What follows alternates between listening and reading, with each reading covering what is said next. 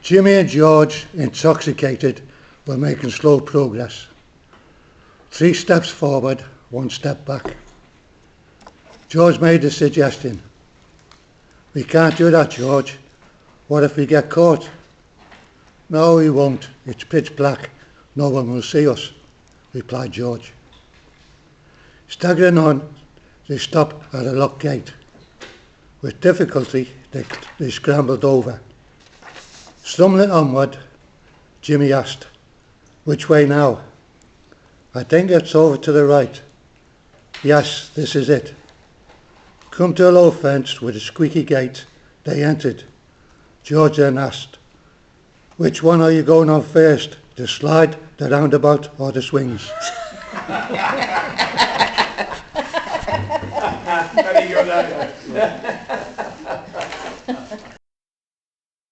Hell hath no fury.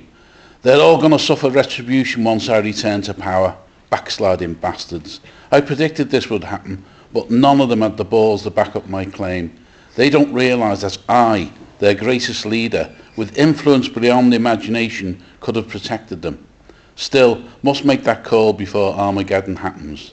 Vladimir, old buddy, I see it's all going to plan. When are you coming to visit? Soon, I hope, as there are quite a number of so-called liberals that need your special measures. No siree, no one takes the piss out of the great walking eagle. I wake up with a craving for peanut butter sandwich, but can't find the jar in the cupboard in its usual place. This increasingly irritates me as I delve deeper into each cupboard, removing its contents. Frowning, I scratch my head, trying to think when I saw it last. Remembering it was a while ago when I tidied the cupboards, but where did I put it? Now fully awake, I think outside the box and search the fridge and unassociated cupboards. Finally, I find it in the cereal cupboard, hidden behind some boxes. At last, my reward. Bad hair day. What's happened to the usual chappie that does me? Sorry, sir, he's been pinged by Test and Trace and is isolating for 10 days. I know he's a foreign person, but I always have him. He knows how to cut my hair and create my trademark windswept and interesting style. Besides, I have an important meeting with some very rich Russian donors, and if my appearance is altered, they will think something is wrong. No problem, sir. We've managed to get an overseas barber. He's recently arrived from Afghanistan, and he is blind, the same as your man. She looked in the brightly lit shop window. There were lovely thick jumpers in every colour you could think of. Which colour would she pick? Not that there was any chance of her owning one, but she could dream, couldn't she? She looked at her reflection in the shop window. Blank hair, pale face, and at least it wasn't covered in bruises. It wasn't easy being homeless, but better than being with him. She looked down to the plastic cup, gasped. Someone had put a £5 into it. She went into the shop. Yes, the pink one, her favourite colour. When the penny dropped. Robert Oppenheimer was returning home after watching his atomic bomb test.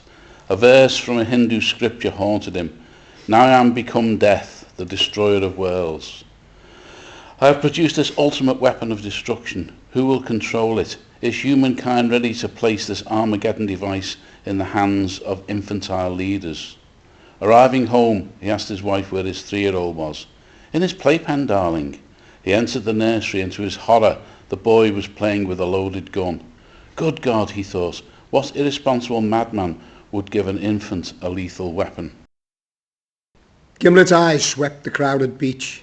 Surprise and daring were its trademark. As that summer progressed, its skills were honed. Sometimes failure, but mostly it is successful, leaving tears in its wake.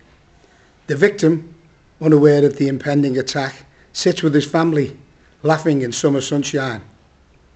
It crashes into its chosen target. A child screams, terrified. Sunbathers on the beach are startled. The robbery is over in a blink.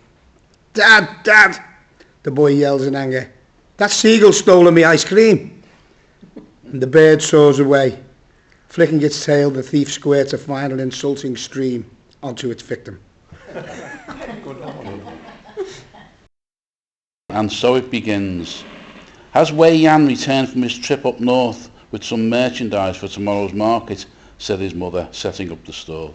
Her husband nodded, saying, he and his fellow collectors were fortunate enough to find an undiscovered cave, and it was full of roosting bats, so we'll have plenty to sell. It took them a few days to collect their haul, and they had to sleep in the cave to shelter from the rain. Here he is now. Is all well? Yes, apart from a slight cough. You smoke too much, or have you caught the Wuhan wet market flu?